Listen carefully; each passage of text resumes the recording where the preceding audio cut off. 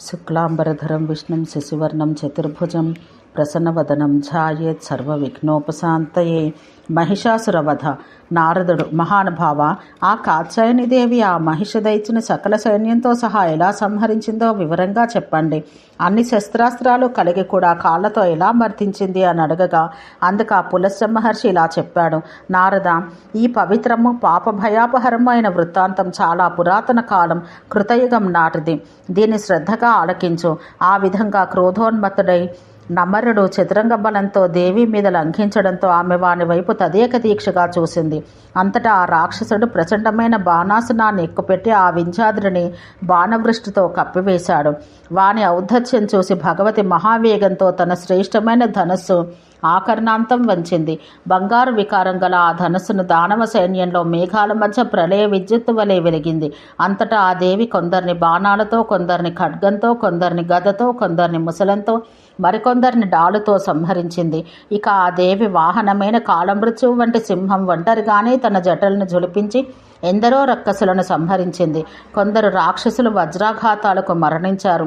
కొందరి గుండెలు శక్తి తగిలి బద్దలయ్యాయి. కొందరి కంఠాలు నాగలి వేటలకు చీలిపోయాయి. మరికొందరి తలలు పరశుఘాతాలకు తెగిపోయాయి. గదవేటలు కెందరి తలలో నొగ్గైపోతే చక్రజ్వాలలకెందరి సంధిబంధాల మాంసఖండాల్లో ఊడిపోయాయి. ఎందరో భయకంపనంతో నేల కొరిగారు. ఇతరుల భయానక సంహారకాండకు బెదిరి పారిపోయారు. వార్లకు ఆ దేవి రౌద్ర రూపం ప్రత్యక్ష కాలరాత్రిగా మృత్యువుగా భాషించింది. తన అనిమని ఆ విధంగా కకావికలు కావడం, ఆ దేవి చెక్కు చెదరకుండా ఉండడం చూసిన నమరుడు మదించిన ఏనుగునెక్కి దేవి మీదకు లంఘించాడు. ఆమె పైకి శక్తిని విడిచాడు. సింహం మీద త్రిశూలం ప్రయోగించాడు. దేవి కావించిన హుంకారంతోనే ఆ రెండు ఆయుధాలు భస్మమైపోయాయి. అంతలో ఆ రాక్షసుడి గజం తన తొండంతో దానవుని గట్టిగా కొట్టగా వాడు ఏనుగు మీద నుంచి కింద పడి ప్రాణాలు వదిలాడు. వాడి మృతదేహాన్ని సింహం భగవతికి సమర్పించింది. విప్రోత్తమ, ఆ దానవుని నడుము పట్టుకుని శ్రీదేవి ఎడమ చేతితో గిరిగిరా తిప్పుతూ డోలు వాయించినట్లు తాడించింది. వెంటనే నాడీ శరీరం డోలుగా మారింది. అది చూసి కాత్యాయని పెద్దగా అట్టహాసం చేయడంతో ఆ నవ్వులో నుంచి రకరకాలైన అద్భుత భూతాలు బయలుదేరాయి. వాటిలో కొన్ని వ్యాఘ్రముఖాలు కలివి కాగా కొన్ని తోడేలు ముఖాలతో ఉన్నాయి. కొన్ని భూతాల ముఖాలు గుర్రాలు, దున్నపోతులు, పందులు, ఎలుకలు, కోళ్లు, ఆవులు, మేకలు, గొర్రెల్లాగా ఉన్నాయి. వాటి కాళ్ళు, కండ్లు రకరకాలుగా ఉన్నాయి. నానా విధాలైన ఆయుధాలు దాల్చిన ఆ భూతగణాలు కొన్ని పాడుతుంటే కొన్ని నవ్వుతున్నాయి. కొన్ని ఆడుకుంటుంటే కొన్ని గుంపులుగా వాద్యాలు మోగిస్తున్నాయి. మిగిలినవి పరమేశ్వరి అంబికను స్తోత్రం చేస్తున్నాయి. ఆ భూతగణాలతో కలిసి ఆ దేవి పిడుగుల వర్షం పంట చేలను ధ్వంసం చేసినట్టు ఆ రాక్షస బలాన్ని నాశనం చేసింది. సేనాపతి మరణించి సేనాముఖం చెదిరిపోవడంతో సైన్యపాలకుడైన చిక్షురుడు దేవతలతో యుద్ధానికి తలపడ్డాడు. ఆ మహారథుడు భయంకరమైన ధనుస్సు ఎక్కుపెట్టి వర్షధారలు భూమిని ముంచినట్లు దేవి సైన్యాన్ని బాణాలతో నింపాడు. వాడి బాణాలను తన వాడి అయిన శరీరాలతో ఛేదించి ఆ దుర్గ బంగారు రెక్కలు గల 16 ఉత్తమ బాణాలు అందుకుంది. 4 బాణాలతో చిక్షురుడి 4 గుర్రాలను, ఒక బాణంతో సారథిని, మరొక నారాచంతో రథకేతనాన్ని కూల్చింది. ఒక వాడి బాణంతో ఆ రాక్షసుడి ధనుర్బాణాలు ఖండించడంతో ఆ వీరుడు ఖడ్గం చర్మం ధరించి విజృంభించాడు. 4 బాణాలతో ఆ భగవతి వాటిని కూడా ఖండించగా వాడు శూలం తీసుకున్నాడు. దాన్ని వేగంగా తిప్పుతూ సంతోషంతో ఆడుసింహం మీదకు దుమికే శృగాలం వలె ఆ కాత్యాయని మీదకు లంఘించాడు. అంతట క్రోధంతో ఆ దేవి 5 బాణాలు వేసి ఆ రాక్షసుని కరచరణాలను, తలను ఖండించి వేసింది. దానితో వాడు విగతజీవుడై నేల కొరిగాడు. సేనాపతి ఓడిపోగా ఉగ్రాస్య కరాలస్యులనే మహాసురులిద్దరూ కాత్యాయనితో తలపడ్డారు. భాష్కలుడు, ఉద్ధతుడు, ఉదగ్రుడు, ఉగ్రకార్ముకుడు, దుర్ధరుడు, దుర్ముఖ బిడాలాక్షాదులు అనేకులు మహాబలశాలులైన దానవ వీరులు నానా శస్త్రాస్త్రాలు ధరించి దేవికి అభిముఖంగా పరిగెత్తారు. ఆ దుర్గ వారిని చూసి అలవోకగా వీణను, డమరుకాన్ని చేతకొని నవ్వుతూ వాయించ ఆరంభించింది. ఆమె వాయించే కొద్దీ భూతగణాలన్నీ నవ్వుతూ నృత్యం చేయసాగాయి. ఆ మహాసురులు శస్త్రాస్త్రాలతో కాత్యాయని ప్రహారించగా ఆ పరమేశ్వరి ఆ రాక్షసుల కేశాలు పట్టుకుని సింహం మీద నుంచి పర్వత సానవు మీదకు దూకి వీణ వాయిస్తూ మద్యం సేవిస్తూ నాట్యం చేయసాగింది. శ్రీదేవి బాహుబలం వల్ల ఆ మహాదానవుల గర్వం పటాపంచలు కాగా వారంతా ప్రాణాలు కోల్పోయి వివస్త్రలై నేలపై పడిరి. అలా చచ్చిపడిన తన వార్లను చూసి మహావీరుడైన మహిషుడు తన కాలి డెక్కలతో, తోకతో, కాళ్లతో భూతగణాలన్నింటినీ పారదోలాడు. అసని ఘోషం లాంటి అరుపులతో, వేడి ఊర్పులతో, ముట్టెతో, వాడి కొమ్మలతో శత్రువులను మర్దించి ఆ దుష్టును సింహాన్ని చంపేందుకు దాని వెంట పడ్డాడు. అది చూసి అంబిక మనసు క్రోధంతో నిండిపోయింది. అంతటా ఆ రాక్షసుడు తన వాడి అయిన కొమ్మలతో క్రుమ్మి పర్వత శిఖరాలను, భూతలాన్ని, సముద్రాలను, మేఘాలను చిన్నాభిన్నం చేసి దుర్గాదేవి మీదకు విరుచుకుపడ్డాడు.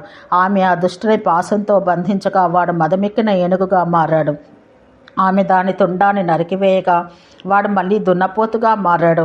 ఆ భావాన్ని వాడి మీద శూలం విసిరితే అది పొడి అయి కింద పడిపోయింది. అగ్నిదత్తమైన శక్తిని ప్రయోగిస్తే అది కూడా మొక్కబోయి పడిపోయింది. ఓ మహర్షి, దేవి విష్ణువు ఇచ్చిన చక్రం వాడి మీద ప్రయోగించింది. అయితే అది తన చక్రత్వాన్నే కోల్పోయింది. అంతటా ఆమె మండిపడి కుబేరుడు తనకిచ్చిన గదతో ప్రహరించగా అది భగ్నమైంది. వరుణుడిచ్చిన పాశాన్ని కూడా ఆ రాక్షసుడు తన కొమ్మలతో, ముట్టెతో, గిట్టెలతో ముక్కలు చేశాడు. అలాగే దుర్గ యముడిచ్చిన కాలదండం వేయగా అది ముక్కలైపోయింది. ఇంద్రదత్తమైన వజ్రాయుధం ఆ మహిషుని తాకి నుగ్గునుగ్గైంది. దానితో ఆ దుర్గ రెచ్చిపోయి సింహం వదిలి మహిషుడి వీపు మీదకి లంఘించింది. మహిషుడు ఆమెను కిందకు తోసివేయాలని ప్రయత్నించి విఫలుడయ్యాడు. ఆమె ఆ దున్నపోతు రాక్షసుని తన మెత్తని పాదాలతో తడిసిన తోడుని తొక్కినట్టుగా మర్దించింది. దానితో వాడి బలమంతా నశించింది. అప్పుడు ఆమె వాని శిరస్సును శూలంతో తెగవేసింది. ఆ కళేబరంలోంచి ఖడ్గదారి అయిన ఒక పురుషుడు బయటికి వచ్చాడు. బయటికి రావడంతోడనే ఆ దేవి తన కత్తితో వాని గుండెలపై బలంగా తాడించి మహాక్రోధంతో వాని జుట్టు పట్టుకుని తన వాడి అయిన ఖడ్గంతో వాని శిరస్సును ఛేదించింది. దీన్ని చూసిన రాక్షస బలాల్లో హాహాకారాలు చెలరేగాయి. అంతట భవాని ప్రమదగణాల చేతి చావు దెబ్బలు తిన్న చెండమండ మయతరాశిలో లోమాదులైన రాక్షస వీరులు భయకంపితులై పాతాళ లోకానికి పారిపోయారు. అంతట పరమేశ్వరి విజయాన్ని విలోకించిన దేవతలందరూ ఘోరముఖి, సౌందర్య రాశి, సర్వజగద్రక్షకి అయిన ఆ నారాయణ కాత్యాయనీదేవుని పలు విధాలు స్తుతించారు. ఓ మహర్షి, ఆ విధంగా సురసిద్ధ సంఘాల ప్రార్థనలు అందుకుంటూ ఆ మహాదేవి దేవ కార్యార్థమై తాను మరలా జన్మించగలనని చెబుతూ హరుని చరణాల కడకు చేరుకొన్నది అని తెలిపాడు. దేవి పునర్జన్మ వృత్తాంతం. ఆ సర్వ వృత్తాంతాన్ని విన్న నారదుడు బ్రహ్మశ్రేష్ఠుడవగు ఓ పులస్యముని, శ్రీదేవి తర్వాతి జన్మని గురించి వినుటకు కుతూహలంగా ఉంది, ఆ కథ సవిస్తరంగా చెప్పగలరు అని అడగగా అందుకు పులస్త్యుడు ఈ విధంగా చెప్పాడు. నారద, శుంభనిశుంభులనే రాక్షసులను సంహరించుటకు ఆ దేవి గైకొన్న తర్వాతి జన్మని గురించి చెబుతున్నాను.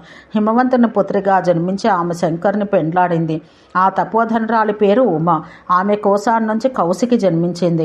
జన్మించినంతనే ఆమె భూతగణాలతో వింజమూలానికి వెళ్ళి తన ఉత్తమ ఆయుధాలతో శుంభనిశుంభులను వధించగలదు అని చెప్పగా అంతటి నారదుడు, బ్రహ్మర్షి, నీవు మొదట దక్షిణ కుమార్తె సతీదేవి మృతి చెందిందని చెప్పావు.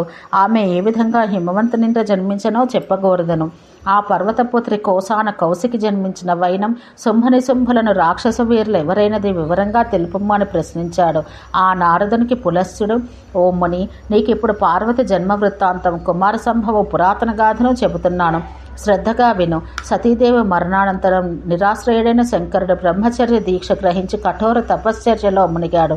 ఆ విధంగా దైత్యదర్ప వినాశకుడైన ఆ దేవసేనాధ్యక్షుడు శివుడు తన దేవసేనాపతిత్వాన్ని విసర్జించాడు. ఆ విధంగా సేనానాయకుడైన శంభుని పోగొట్టుకున్న దేవతలు మహిషాసురునిచే ఓడించబడి శ్వేతద్వీపవాసి మహాహంసస్వరూపుడైన చక్రగదాపాణి శ్రీహరిని శరణుజొచ్చారు. దేవేంద్రుని నాయకత్వంలో తనను ఆశ్రయించిన ఆ దేవతలను చూసి నవ్వి పురుషోత్తముడైన హరి మేఘగంభీర ధ్వనితో, దురాత్ముడైన మహిషాసురుడు మిమ్మల్ని ఓడించినా ఏమి? మీరందరూ కలిసికట్టుగా నా దగ్గరకు వచ్చారు. అలాగైతే మీ మేలు కోరి నేను చెప్పినట్టు చేయడు. దానితో మీకు విజయం తప్పక లభిస్తుంది. అగ్నిశ్వాతులను పితృదేవతలున్నారు కదా, వార్ల మానసపుత్రిక మీనాకన్య ఉంది. ఓ దేవతలారా, మహాతిథి నాడు ఆమెను పరమ శ్రద్ధాభక్తులతో ఆరాధించి ఆ మహాసతిని హిమవంతుని పెండ్లాడినట్టు ప్రసన్నరాల్ని గావించుకొనండి. దక్షిణపై కోపించి తన అపవిత్ర శరీరాన్ని విసర్జించిన మహాతపస్విని ఆమె గర్భాన జన్మించగలదు. ఆ సౌందర్యవతిని పార్వతి శంకరుని తేజోంశం కలిగిన కుమారుని జన్మనిచ్చును. అతడు దైత్యేశ్వరుడైన మహిషుని సపరివారంగా సంహరిస్తాడు. కనుక మీరందరూ మహాఫలదాయకమైన కురుక్షేత్రానికి వెళ్ళి పృథూదక తీర్థంలో పవిత్రమైన మహాతిథి నాడు పితరులను ఆరాధించండి. మీరు శత్రువులందరినీ ఓడించి సుఖపడదలుచుకుంటే ఈ విధంగా చెయ్యండి. ఇందుకు మరొక దారి లేదు అని చెప్పాడు. ఓం శాంతి శాంతి శాంతి.